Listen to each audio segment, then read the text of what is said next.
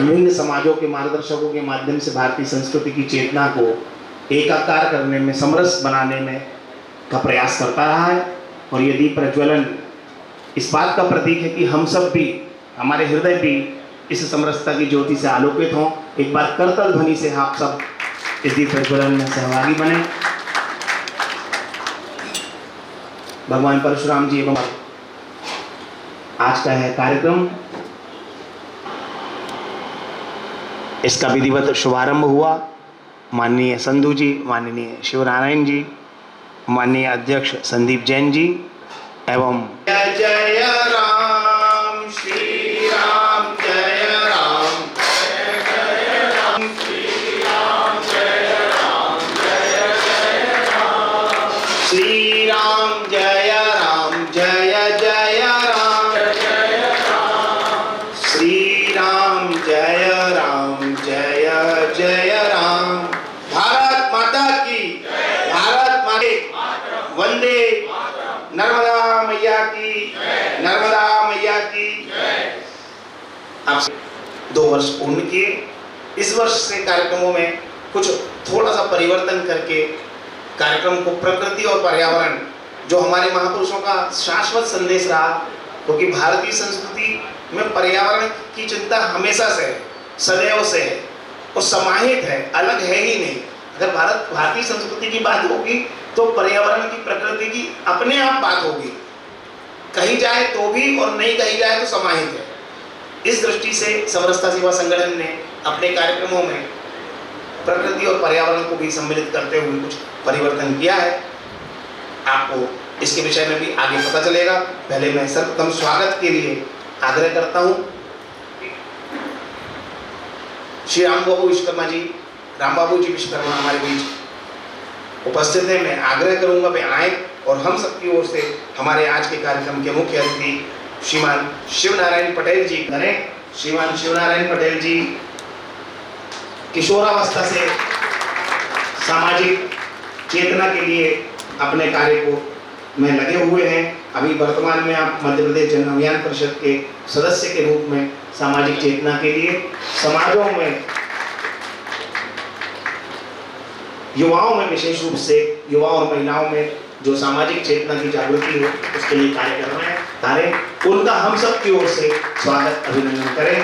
Professor SS. Sandhu जी विभागाध्यक्ष हैं और अनेक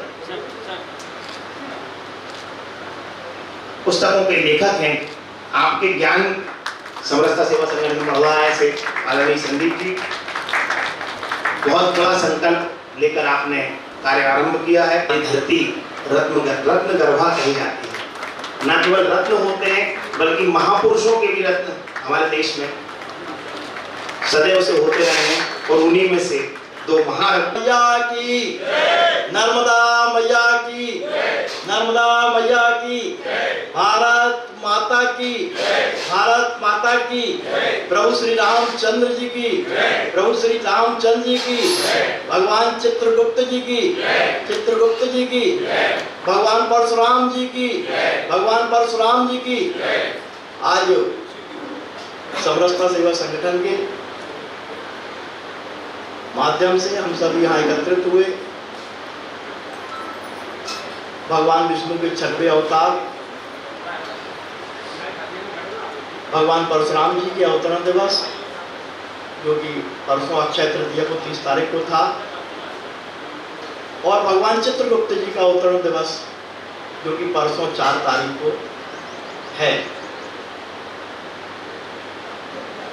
ऐसे 2 हम सभी के आराध्य भगवान के अवतरण दिवस के अवसर पर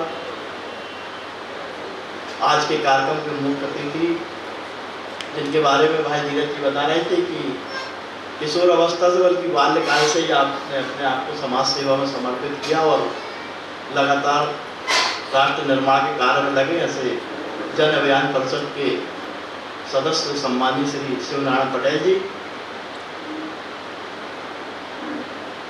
साहित्यकार, इतिहासकार और विभिन्न विषयों के ज्ञाता, जिनकी अध्यात्म में और साहित्य में गहरी रुचि है, ऐसे प्रोफेसर SS संधू जी, संस्था के सचिव भाई उज्ज्वल पचौरी जी, कार्यक्रम का संचालन कर रहे भाई धीरज अग्रवाल जी और सभागार में उपस्थित सभी सम्मानित जन मातृशक्ति।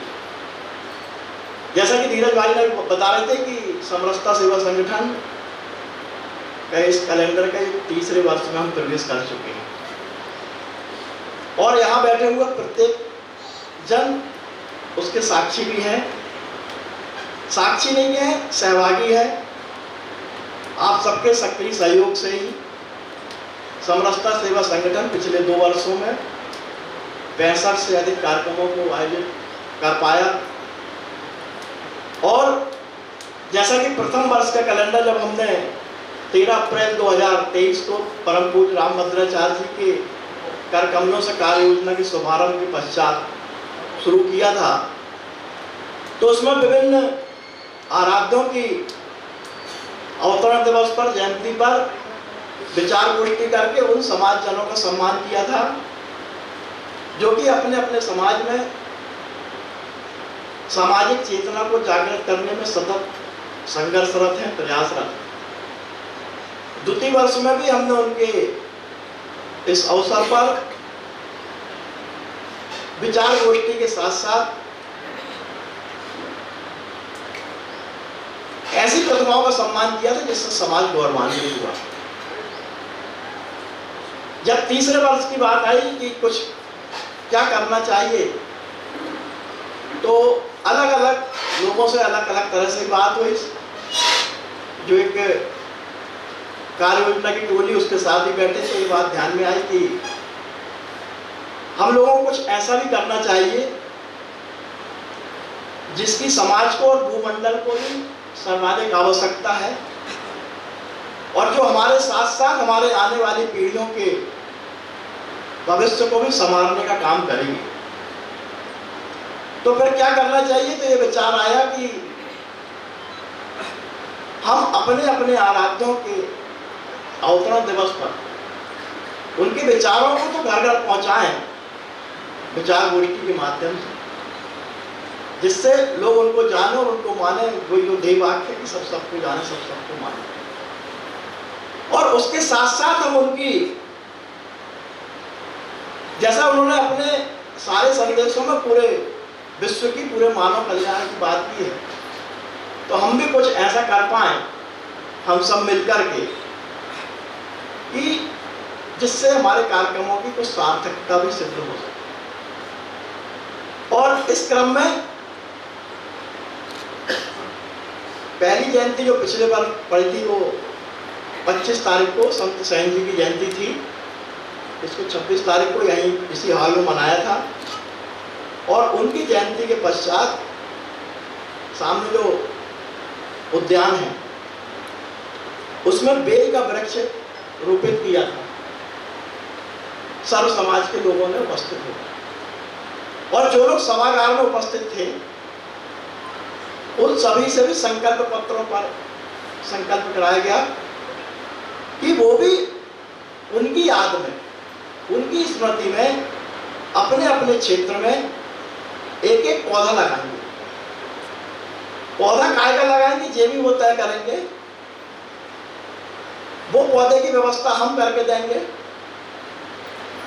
जो लोग उपस्थित हैं कोई जरूरी नहीं कि सभी लोग पौधा लगाएं, लेकिन हमारा आग्रह ये रहेगा, समरसता सेवा संगठन का आग्रह ये रहेगा कि सब लोग यदि एक एक पौधा लगाएंगे और बाकी लोगों को भी प्रेरित करेंगे तो हम अपने अपने क्षेत्र में उनकी स्मृति को जागृत रख पाएंगे।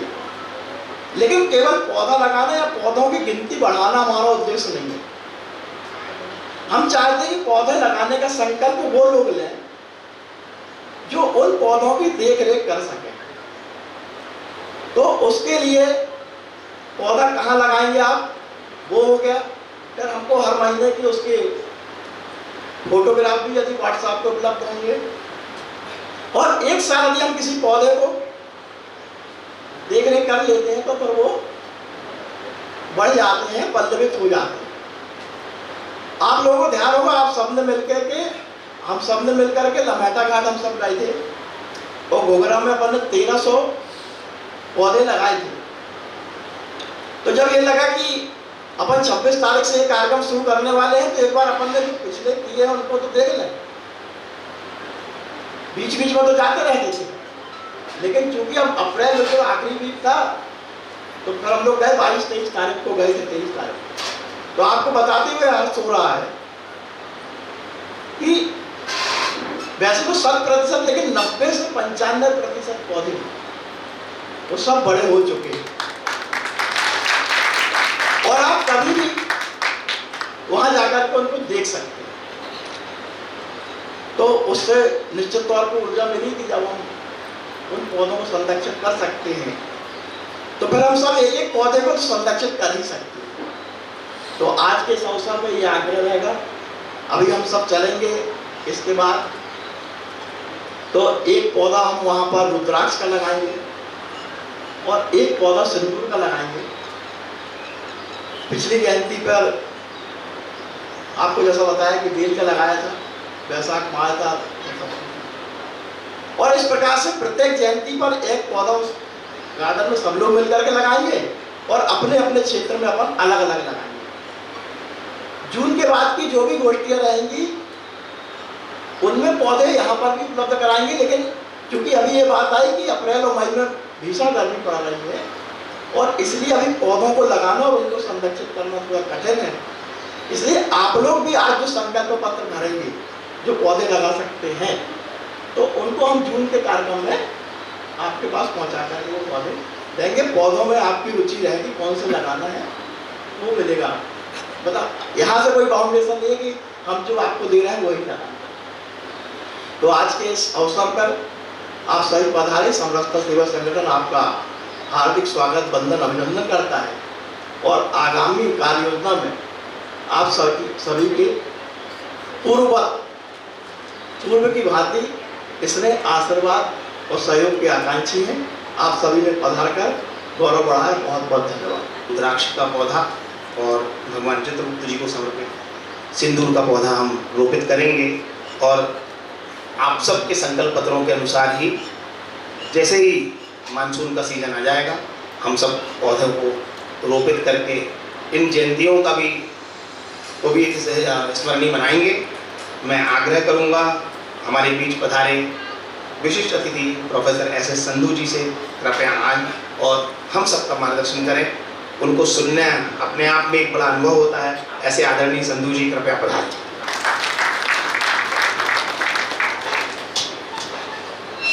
आदरणीय मंच पर आप वनस्पति शास्त्री होने के साथ साथ ये देख लीजिए कि वनस्पति क्या है। परशुराम जी और भगवान चित्रगुप्त जी के लवली पेड़ जो बहुत प्रिय रहे होंगे, तो उनका हम लोग पौधारोपण भी करेंगे। तो ये वनस्पति शास्त्र जिसमें मैंने पीएचडी करी, बीएससी करी, इसको उस नज़र से देखें तो सब्जेक्ट है, बॉटनी है, डॉक्टर बनने के लिए चाहिए और प्रोफेसर बनने के लिए चाहिए, लेकिन इसके अंदर माँ सरस्वती के अलावा माँ पार्वती का निवास है। निवास नहीं है, माँ पार्वती स्वतः है। माँ पार्वती स्वतः सृष्टि है। सृष्टि का हर कण जिसमें जान दिखती है या नहीं दिखती है, उसमें शिवत्व है, और जहां जान दिखती है वहां माँ पार्वती है। तो जिसने मुझे बनाया है, आपको शायद पता ना होगा कि सामने ग्वारीघाट गुरुद्वारा सामने मत्था टेकता बाबा जी को हम लोग बोलते हैं वाहिगुरु जी का खालसा वाहिगुरु जी की फतेह। अब आप में से बहुत कम लोगों को पता होगा वाहिगुरु जी कौन है। सब लोग गुरु नानक देव जी को समझते हैं। गुरु नानक देव जी से लेके 10 गुरु जो बोले थे ना, बोलते जो हमको परमेश्वर उचरे ते सब नरक कुंड में बढ़े, मैं हूं परम पुरुष को दासा, देखण आयो जगत तमाशा। ये गुरु नानक से लेके गुरु गोविंद सिंह साहब ने बोला कि मैं परम पुरुष का दासा हूं और देखने आया हूं जगत। परमात्मा कौन है? ये शिव शक्ति भी नहीं है, ये भी परमात्मा नहीं है जो जिनका आज बना रहे हैं। आपने सुना होगा आजकल एक बड़ा अच्छा सीरियल आ रहा है शक्ति का, शिव शक्ति का तांडव। क्या बात है, मैं रोज देखता हूँ, मेरे रोंगटे खड़े हो जाते हैं उस सीरियल को देखता हूँ। उस सीरियल में एक आपने नया कैरेक्टर देखा है, वो है सदाशिव। एवड ऊंचा होवे कोई किस ऊंचे को जाने सोच। अगर कोई ऊंचा है, शिव पार्वती मेरी नजर में सबसे ऊंचे थे, लेकिन उससे भी ऊंचा कौन बताया? ये सदाशिव। सदाशिव जिसको अपन मानते हैं ना, जो कण कण में है वो सदाशिव है। उनके द्वारा सृष्टि शिव जी, पार्वती जी, और उसके बाद फिर इन्होंने सोचा कि क्या बनाना है, भगवान विष्णु जी आ गए और उनकी नाभि से निकल के कौन आ रहे हैं? कमल में बैठे हुए हैं ब्रह्मा जी। इतना सबको पता है, बड़ा अच्छा सब कुछ। लेकिन आज आपको वाहिगुरु का पता चल गया होगा, वाहिगुरु सदाशिव को हम लोग वाहिगुरु जी बोलते हैं, ठीक है। तो आज जो मनाई जा रही है इतनी अच्छी दो भगवान की जयंतियां मना रहे हैं, इसके लिए समरसता सेवा संस्थान को कोटान कोट धन्यवाद। कौन सोचेगा कि ये बनाना है? भाई साहब ने जो लिस्ट लिखी है, मैंने देखी, इतनी बड़ी लिस्ट थी, बहुत खुशी हुई कि हम समरसता तभी ला सकेंगे कि हर आदमी के दिल में बैठा हुआ आराध्य है, तो वो एक ही है। मैंने वाहिगुरु बोल दिया, आपने राम बोल दिया, है ना। तो हम हर आदमी की, हर एकात्म भाव से हर आदमी की इज्जत करें। तो हम टूट चुके हैं, आज हमें थोड़ा थोड़ा बोलता है ना लोग, वो ना हो कि हम एक हो, हम सब एक हो, क्योंकि हम एकस के हम बारिक, हम उसी के तो बच्चे हैं सब लोग। तो ये बहुत बहुत कोटान कोट आपको धन्यवाद, कितनी अच्छी आपने समरसता सेवा संगठन बनाए। उसके बाद सारे महापुरुषों की जयंती मना रहे हैं। 95 प्रोग्राम, 65 2-3 में तो मैं भी आया हूँ, 65 प्रोग्राम, जो कि मतलब इसकी मैसेज आपको बताऊं, विदेशों तक जा रही है हमारे प्रोग्राम की मैसेज। भले कि आज कम लोग देखें, कोई बात नहीं, लेकिन हमारी ये भाई संदीप जी को मैं बहुत बहुत बधाई देता हूं कि विदेशों में भी ऐसी बात चल रही है कि यार तुम तो 2 गॉड को लेके नहीं चलते, हम तो 26 गॉड हमारे साथ हैं और कोई हमारा कंफ्लिक्ट नहीं है, कोई कंफ्लिक्ट नहीं है। धन्यवाद जी आपका। महाराज साहब के बारे में क्या बताएं, जहां खड़े हैं परशुराम जी, राम जी हैं, ये परशु नहीं है, परशु तो बाद में बने। ये इसी स्थान पे खेला करते थे, जवाली ऋषि से लेके भृगु तक। जो यहाँ का इतिहास पढ़े, ये मेरे राणा भाई साहब हैं, राणा भाई साहब ने बड़ा अच्छा आर्टिकल अभी लिखा, परसों लिखा है, मैंने पूरा पढ़ा तो मैंने बोला वाह, मैं जबलपुर में जवाली में रहता हूँ और यहाँ भृगु ऋषि थे, और भृगु ऋषि ट्रेनिंग ली हुई है आपने इनसे, साथ में है। और रांची के पास, रांची अपना है, इनकी आदम का बहुत बड़ी एक मूर्ति बनी हुई है, जहां इन्होंने सिद्धियां प्राप्त की थी, बहुत बड़ा इन्होंने ज्ञान प्राप्त किया। तो ऐसे भगवान की जगह पे हम यहाँ आज आए हुए हैं, बहुत गौरवान्वित महसूस कर रहे हैं कि इतनी बड़ी शख्सियत, इतने बड़े भगवान हमारे जबलपुर में रहे हैं। वहां गुरु नानक देव जी आए हैं, वो सामने गुरु नानक देव जी आए। यहाँ पे एक कौड़ा राक्षस था जो आदमी लोगों को अंदर जंगल में बड़ी से कड़ाहे में तल के खाता था, राक्षस था। तो उस राक्षस का उद्धार श्री गुरु नानक देव जी ने इस स्थान पे किया। वो उनको पकड़ के ले गए, उनके साथ बाला भाई मर्दाना बाला थे, तो उनको बोलते हैं अरे वाह, आज तो खाने के लिए 2 लोग मिले हैं। तो उनको बांध लिया और तेल गर्म करना शुरू कर दिया कि इनको डालूंगा उसमें। जब उनको डालने वाले थे तो उन्होंने सिमरन किया है, गुरु नानक देव जी महाराज कहाँ ले आए, जंगलों में मां नर्मदा जी का आशीर्वाद लेने आए थे, कहाँ ले आए, हमारी रक्षा करो। तो गुरु नानक देव जी को प्रकट होके वहीं पे आए, वहां प्रकट हुए और उन्होंने बोला कि भाई तुम इनको छोड़ो, मुझे खा लो। तो और खुश हुआ, राक्षस था वो तो 3 दिन। जब उनको पकड़ के उन्होंने तेल में डालने की बात की तो तेल पानी हो गया, आग जलती रही, तेल पानी हो गया। ये इस स्थान की महिमा है। कौड़ा राक्षस का उद्धार, वो फिर पैरों में पड़ गया, भगवान महाराज मुझे गलती होगी, अब मुझे बताओ रास्ता क्या है। तो उन्होंने रास्ता बताया कि मानवता का रास्ता है, जो सम रास्ता हम कर रहे हैं ना, वो इसी छोर से शुरू हुई, मानवता का रास्ता। इसके बाद चले हमारे जो भगवान चित्रगुप्त जी हैं। चित्रगुप्त जी का वर्णन मेरी गुरुवाणी में भी है, इसलिए मैं दोनों जोड़ के, सर मेरे पास 5 या 10 मिनट होंगे। ये बहुत अच्छा किस्सा है जो मैं आपको बताने जा रहा हूँ। भगवान चित्रगुप्त जी एक्चुअली क्या हुआ, जब नारायण जी, मैंने बताया ना, बैठे हुए हैं, शंकर जी ने बोला कि सृष्टि बननी है, आप बन गए, आपके बाद नाभि से कमल बना, कमल में वो बन गए। अपने ब्रह्मा जी बैठे हैं, चुपचाप से बैठे बैठे, कौन कितनी देर क्या करेगा, कुछ भी नहीं है। जब आकार है कुछ ना होता, पाप पुण्य तब करते होता। जब आकार ही नहीं था, सृष्टि नहीं थी, तो पाप पुण्य था क्या? कुछ नहीं था, शून्य। भाई साहब फिजिक्स से बैठे हैं, क्वांटम फिजिक्स के हैं professor Ashish ji. Quantum physics, जब शंकर जी को लगा कि ब्रह्मांड की रचना करनी है तो जटाएं खोल दी और ऐसा करके गोल से घुमाया। आपको याद है, आप मच्छरदानी में सोते हो, जब मच्छरदानी से निकलते हो, नायलॉन की मच्छरदानी, तो बाल क्या करते हैं? चट चट चट। कभी सोचा आपने कि बाल हमारे अभी अभी इस उम्र में यहां हम निकल के देखिए, आपको चट चट करेंगे, अंधेरे में तो चमक जाए, बिजली गिरेगी। वो क्या है? भगवान शंकर जो सृष्टि की पूरी दुनिया के निर्माता, जटाएं खोल के उन्होंने एक चक्कर ही लगाया था ऐसे करके, किसका? सृष्टि का निर्माण हो। इतना बड़ा फ्रैक्शन इस प्रकार से बावजूद होता है, ऐसा करके गोल पूरा ब्रह्मांड घूमने लग गया। जब वो घूमने लगे, पॉजिटिव थे, पॉजिटिव एनर्जी की कुछ चाह रहे थे बनाना, पूरा जम से घूमा। आपने देखा होगा, टर्नेडो देखा होगा, टर्नेडो देखा घूमता है, जब वो घूमता है तो पॉजिटिव चार्ज था ना, वो क्या आएगा ऊपर? Negative charge. जितना पॉजिटिव तेज घूमेगा उतना नेगेटिव, साइंस बोलती है ये, साइंस। और जितना तेज ये घूमना शुरू हुआ उतना तेज ऊपर वाला घूमना शुरू हुआ। अब दोनों एक दूसरे, ये तो उससे जन्म हुआ है नेगेटिव का। जब तेज हो गए, बहुत ज्यादा, बहुत अवेग हो गया, तो दोनों में क्या हुआ? खिंचाव हुआ। और जब खिंचाव हुआ तो दोनों जने जब जुड़े हैं, बिग बैंग थ्योरी। इस ब्रह्मांड का निर्माण मेरे शिव ने किया। ये है हमारी सनातन, तो भरा पड़ा है, सनातन कूट कूट के पड़ा है। खोलोगे तो रोंगटे खड़े होने शुरू हो जाएंगे, और साइंस के साथ खोलोगे तो दिल खुश हो जाएगा। आप बोलोगे, आप डर सकोगे दुनिया से, no, my god is this. You will have a proud to say, मेरा भगवान ये है। तो मैं आता हूं अपने चित्रगुप्त जी के पास। जब ये सब हो रहा था तो खूब सारा क्या हुआ, बहुत से लोग हुए, गंधर्व हुए, देव हुए, दानव हुए, सब पैदा होते चले जा रहे हैं, बनते चले जा रहे हैं। तो वहां पे दक्ष जी हुए, तो उनकी 60 लड़कियां हुई, 60 है ना। तो उसमें से 10 धर्मराज जी के पास गई, 13 कश्यप जी के पास गई, 27 चंद्रमा जी के पास गई।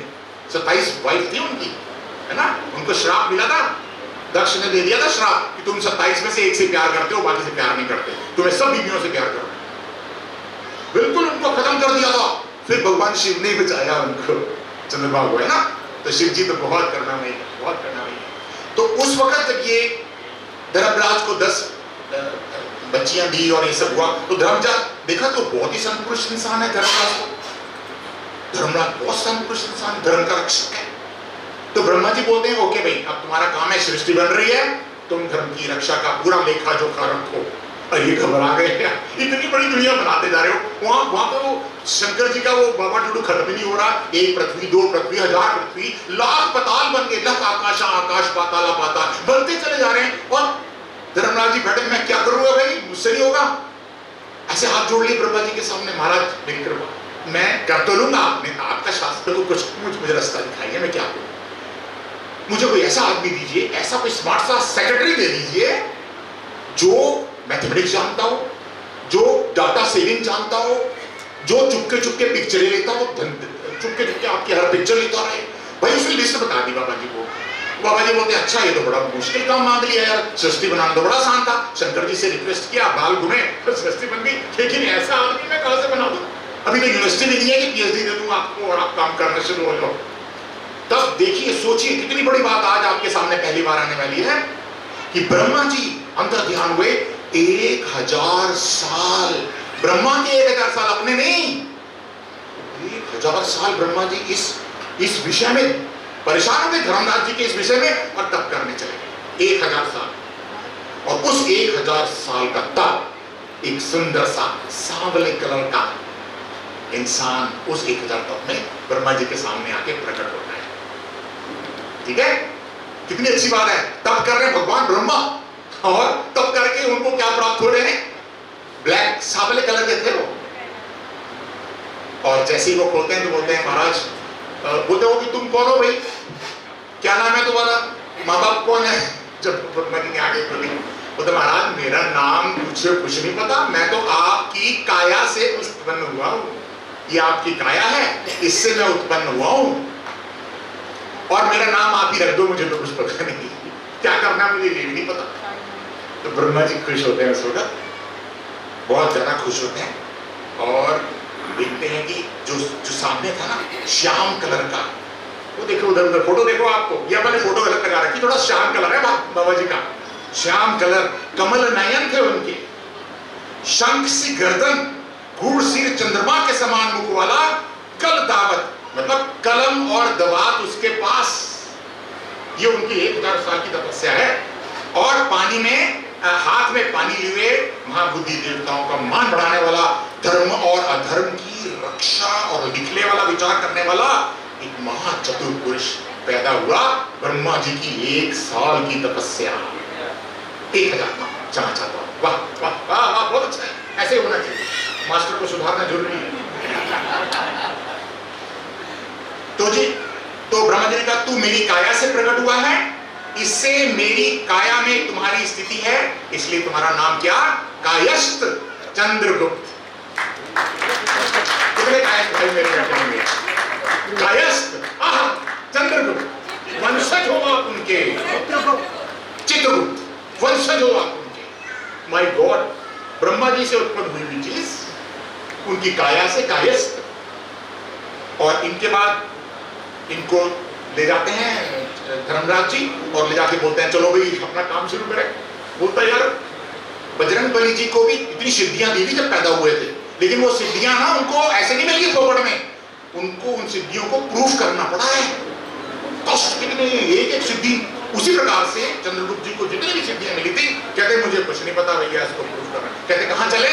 मां चंडी की आराधना, मां चंडी की आराधना करने। वो चंडीगढ़ के पास मां चंडी की आराधना इन्होंने करी और खूब सालों तक करी। इतनी ज्यादा चंडी की आराधना करी कि चंडी मां प्रसन्न हुई, और प्रसन्न होते हुए इनको इनके सामने आई हैं मां चंडी मां, और उन्होंने कहा कि हे चित्रगुप्त, तूने मेरी आराधना पूजा की बहुत अच्छे से, इससे मैंने आज तुम्हें वर दिया। कौन सा वर दिया? कुशल, परोपकारी और कुशल। नंबर 1, अपने अधिकार में सदा स्थिर, जो काम दिया वो पूरा करना है, और असंख्य वर्षों तक जिएगा तो, कोई एंड नहीं होगा कायस्थों का, असंख्य वर्षों तक जिएंगे, हैं? तो ये कायस्थ के लिए भगवान जी हमारे बैठे हैं, ये आए, और इन्होंने फिर इनकी 2 शादियां हुई हैं। एक बीबी से जो कि इरावती नाम का वाइफ थी, और सुशर्मा ऋषि उनकी पुत्री थी, उनसे इनकी 8 पुत्र थे। ये 8 पुत्र, और दूसरी जो थी मनु ऋषि की दक्षिणा कन्या, उसके साथ हुआ, उसके 4 पुत्र हुए। अब ये 12 जो पुत्र हुए, अब ये 12 पुत्र जहां जहां गए, जहां चारू गया, मथुरा जी गया, तो वो माथुर जात निकल आई, ये माथुर बन गए भैया आप लोग, है वो कायस्थ ही है। फिर राजन सुचारू गौड़ बंगाल में गए तो गौड़ बन गए, और चित्रभट नदी के पास गए तो भटनागर जी बन गए वहां पे। इस प्रकार से शिरवास नगर गए तो शिरवास्कर जी बन गए, हिमवान अंबा दुर्गा जी के पास गए तो अंबा नगर में ठहरे तो वहां अंबास्क बन गए। अंबास्क वेरी वेरी स्ट्रॉन्ग पीपल्स। और ये है क्या? ये आपने देखिए कभी इनकी भगवान चित्रगुप्त जी की जो आशीर्वाद देखिए आपने। आप आईएएस उठा लीजिए, आईएएस की लिस्ट, कितने श्रीवास्तव, कितने कायस्थ आईएएस में जनरल कैटेगरी टॉपर्स है भाई। मैं तो पीएचडी कराता हूं और मैं देखता हूं कि जो बच्चियां आती हैं कायस्थ वाली, भगवान के सच में आशीर्वाद देखता हूं, इतनी इंटेलिजेंट, जो कह दिया वो डाटा कैलकुलेट करके, डाटा उनका दिमाग का, कंप्यूटर दिमाग सब महाराज की करता। ऐसे महाराज की जयंती आप समरसता सेवा टन बना रहा है। आपको बहुत बहुत कोट आपको बधाई। मैं ज्यादा नहीं बोलूंगा कि 5 मिनट बोले, मास्टरों की आदत खराब है, एक बार माइक पकड़ ले छोड़ देंगे। क्षमा चाहता हूँ, भूल हुई हो, कोई गलती हुई हो तो क्षमा चाहता हूँ। तो आज से आप भी पेड़ लगाएं और बृहस्पति जी को प्रणाम करें। नमस्कार, धन्यवाद। वास्तव में माँ पार्वती ही प्रकृति है और उन्हीं प्रकृति से हम सबका जीवन है। आपने विज्ञान और आध्यात्म दोनों को जोड़ते हुए विधिवत सिद्ध की है, अपनी बातों को यहाँ पर सिद्ध किया है, और बहुत ही शानदार यादगार उद्बोधन है आदरणीय संधू जी का। मैं अगले वक्ता के रूप में आज के कार्यक्रम के मुख्य अतिथि माननीय शिव नारायण पटेल जी से आग्रह करूंगा, कृपया आज के इस दिव्य स्थल के दिव्य कार्यक्रम में दिव्य मंच पर विराजमान और मार्गदर्शन, जो कहें कि मार्गदर्शन तो शिक्षक ही करता है, मार्गदर्शन मिल चुका है, मैं कुछ शब्द अपने जोड़ रहा हूँ। मंच पर विराजमान आदरणीय संधू जी, आदरणीय संदीप जैन जी, उज्जवल जी, उपस्थित भाइयों बहनों, एक भगवान की जयंती 2 दिन पहले थी, वो हम मना रहे हैं। एक भगवान जिनकी 2 दिन बाद है, उनकी मना रहे हैं। हम 2-2 दिन के अंतराल से बीच में हैं और आज भी 2 भगवानों की आज भी जयंतियां हैं। आदि गुरु शंकराचार्य जी की भी है और सूरदास जी की भी है, तो वास्तव हम चारों को मना रहे हैं। और ज्यादा समय न लेते हुए देखिए, जैसे कभी मैं सीधे बात पर आता हूँ, जब आदि गुरु शंकराचार्य जी का प्रादुर्भाव हुआ था 2500 वर्ष पूर्व, ऐसा मानते हैं, तब की जो स्थितियां थी, जो विभिन्न मतों में बटे हुए थे, उपासना पद्धति बटे हुए थे, एक होते हुए भी हम अनेक थे। स्थितियां ये थी कि हम मत मानने के चक्कर में न केवल धर्म के विखंडन के छोर पर थे, देश के विखंडन के छोर पर थे। उस समय उन्होंने जो काम किया, परिस्थितियों को बदला, सनातन की रक्षा की और अद्वैत दर्शन का प्रतिपादन किया। 4 उनके महावाक्य थे, अगर हम उनको समझेंगे तो तत्काल हमारा पूरा चिंतन हमारे सामने आ सकता है। अयम आत्मा ब्रह्म, अर्थात हमारे शरीर में जो आत्म तत्व है वो ब्रह्म है। इसका अर्थ हुआ अहम ब्रह्मास्मि, जब मेरे शरीर में ब्रह्म तत्व है तो मैं ब्रह्म हूँ। तीसरा उनका तत्वमसि, वही ब्रह्म का अंश आप में है तो आप भी ब्रह्म हैं। सर्वम खलुदम, अर्थात सभी ब्रह्म हैं। और चौथा उनका महावाक्य था प्रज्ञानम आनंदम ब्रह्म, ब्रह्म जो है आनंद स्वरूप होता है, ज्ञान स्वरूप होता है। इन बातों के आधार पर सनातन की रक्षा करके भारत को भारत बनाने का काम आदि गुरु शंकराचार्य जी ने किया है, उन्हें प्रणाम करता हूं। 4 पंक्तियां आप दोहराइएगा, क्योंकि आज हमने जिस अद्वैत चिंतन, जो इस संपूर्ण सनातन को जोड़ के रखा है, उसका सरलीकरण है, भजन है, गीत है। जो उसमें है वो मुझ में है, जो उसमें है वो तुझ में है, जो उसमें है वो सब में है, जो सब में है वो उसमें है, यही अद्वैत है। सब जगह वही समाया हुआ है। भगवान चित्रगुप्त जी के बारे में इतना श्रेष्ठ हमको तत्व चिंतन सुनने को मिल गया है, इसलिए मैं उनको सीधे प्रणाम करते हुए आगे बढ़ रहा हूँ। भगवान परशुराम जी, आज की जो परिस्थिति है वास्तव में जानने बोलने की तुलना में समझने की ज्यादा है। परिस्थितियां इतनी उलझाव भरी हैं कि छोटी सी बात विकराल रूप ले लेती है और जुड़ना तो नहीं होता है, विखराव विखंडन पहले चालू हो जाता है। तो मैं वही बात करूंगा जो मैंने देखी है, आप सहमत नहीं होंगे तो बता दीजिएगा। रामायण मैंने देखी है, उसमें एक प्रसंग आता है जब वो धनुष टूटने के बाद क्या होता है, जो भी यहाँ चल रहा होता है, एकदम से अचानक भयंकर स्वरूप आ जाता है। वो क्या आता है घटनाक्रम में, भगवान परशुराम जो है क्रोध रूप में एकदम आ जाते हैं। जब वो आते हैं तो उनको कौन कौन प्रणाम करता है? सब लोग, जिसमें राम भी शामिल है, सब लोग प्रणाम करते हैं। आगे घटनाक्रम चलता है तो घटनाक्रम स्तर तक पहुंच जाता है कि न वो केवल बहस, शायद युद्ध की संभावनाएं उधर उत्पन्न हो गई थी। जब लखनलाल जी बोलते हैं यहाँ कुम्हड़वतिया को नाही जे तर्जनी देख मुड़ जानी, तो बात को बढ़ता हुआ देख करके, और जब राम जी क्षमा मांगते हैं, वही है कोई एक दास तुम्हारा वाली जो बात आती है, मामला शांत होता है। सब आप सबको पता है बात। और अंत में जब वो प्रस्थान करते हैं भगवान परशुराम जी, तो यहाँ कौन किसको प्रणाम करके जाता है?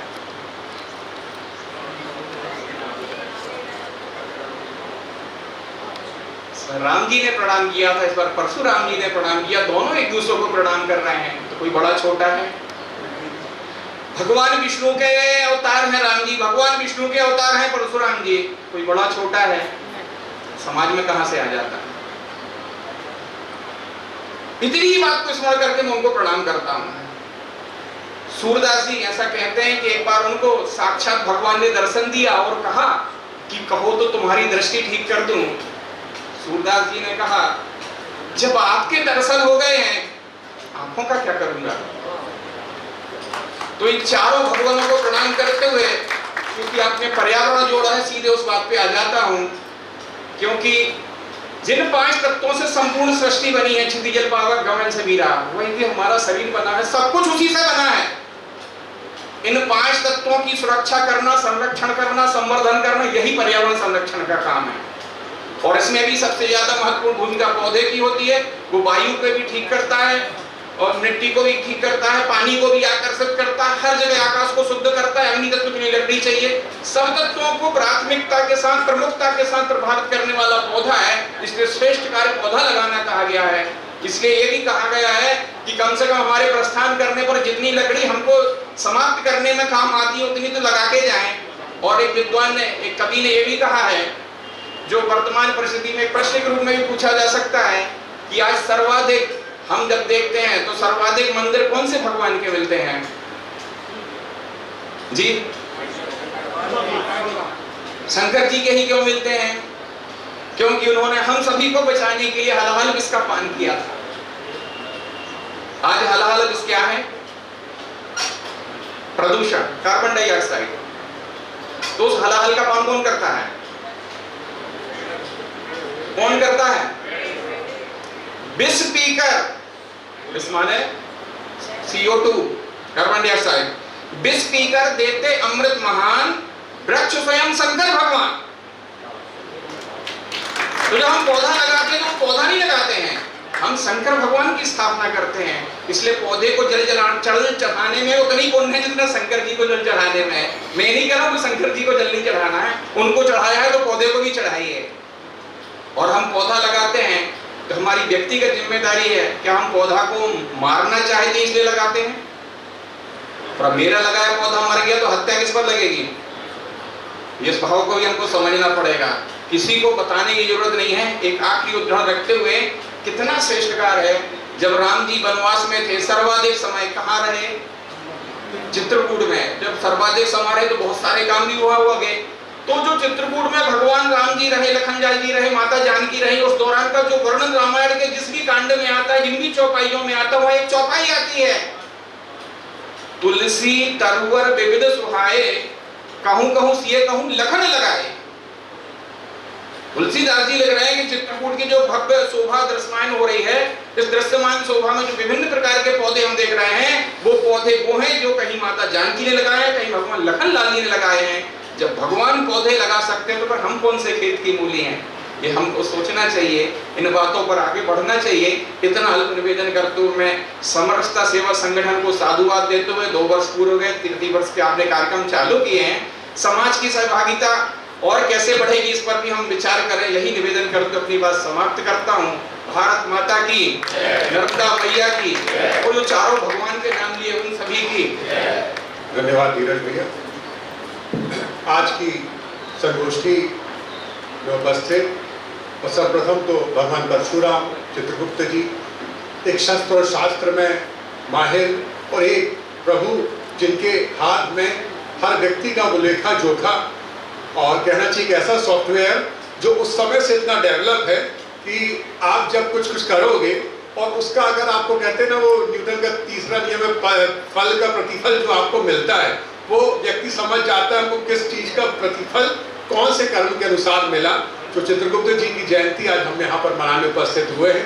आप सभी का हमारे मंच पर उपस्थित संधू जी, जिन्होंने वनस्पति विज्ञान से संबंधित थे और इसके पूर्व भी कई संगोष्ठियों में हमें उनका मार्गदर्शन मिला, और एक अलग प्रकार का जब मार्गदर्शन मिलता है जिसमें आध्यात्मिकता, विज्ञान, प्रकृति सबका समावेश होता है, तो वो संगोष्ठी एक विशेष हो जाती है। शिवनारायण जी, जिनको हम बचपन से ही समाज के और ऐसे राष्ट्र के कार्यक्रमों में भागते हुए देखते हैं, चलते हुए नहीं, कि हम उस कम समय में कितना ज्यादा से ज्यादा काम कर लें, सबको जाने और सबको माने की परिकल्पना को लेकर आगे बढ़ रहे हैं। समरसता सेवा संगठन के अध्यक्ष माननीय श्री संदीप जैन जी, जिन्होंने तृतीय वर्ष के इस कैलेंडर में प्रकृति, जल संवर्धन और ऐसे कई काम। उसमें एक पेड़ लगाना नहीं, हम स्वच्छता भी रखें, हम जल को भी स्वच्छ रखें, हमारे नागरिक कर्तव्यों को हम किस प्रकार पालन कर सकते हैं। तो जैसे जैसे ये हमारा समरसता सेवा संगठन का, हम हमारा नहीं, ये संस्कारधानी का, आपका, हमारा, सबका, जिसमें आपका सहयोग भी मिला, इसमें आपका मार्गदर्शन भी मिला और भरपूर कार्यक्रम चाहे जितनी भी दूरी में हुए, जितने कम समय में हुए, आप सबकी उपस्थिति और आपका जो उचित मार्गदर्शन रहता है वो समरसता सेवा संगठन परिवार को और अपने पूरी संस्कारधानी परिवार को एक नई दिशा देता है। तो आप सभी का बहुत बहुत आभार। हमारे बीच में विधि जगत से भी नवीन भैया आए हैं, त्रिवेदी जी आए हैं, रत्ना जी, और यहाँ पे हर विशेष नीरज भैया हैं, बच्चन चाचा हैं। तो आप सभी का बहुत विशेष आभार कि आप सब उपस्थित हुए। पूरा अभी कैलेंडर किया दूसरा कार्यक्रम, यह संगोष्ठी, पूरे वर्ष आप सबका मार्गदर्शन और समय हमें ऐसे ही मिलता रहेगा। बहुत बहुत धन्यवाद। जय श्री राम।